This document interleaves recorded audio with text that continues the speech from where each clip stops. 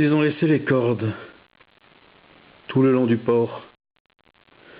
Elles passent d'une maison à l'autre, s'enroulent à mi-hauteur des murs, dans les anneaux ancrés là pour retenir les bêtes venues de la campagne. Il fait chaud, l'été approche, et pourtant ils ne les ont pas enlevées. Les mains continuent à glisser sur elles, mais à cette époque les pressions en sont douces, légères, à peine un effleurement.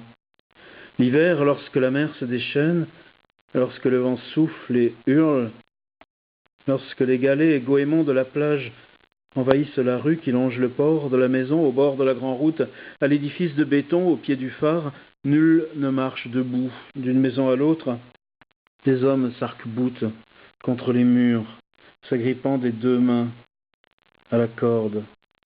Quelquefois, les bottes dérapent sur les algues, ou bien les galets viennent s'entrechoquer entre les pieds. Il y a des passages dangereux, la trouée d'une rue qui descend sur le port, l'entrée de la fabrique avec les caisses, les nasses, les filets. Il faut faire très attention. C'est un chemin difficile pendant la tempête. Seuls les plus forts s'y risquent, ainsi que les vieux qui n'accepteraient jamais de prendre un autre chemin. Les cordes, sous leurs mains tannées, se tordent entre les anneaux, puis retombent mollement à la fin de leur effort. Ces cordes sont nécessaires. Combien n'ont-ils pas été emportés dès qu'ils ont lâché prise, ou même seulement manifesté un certain dédain pour cette aide offerte? Ce mépris peut paraître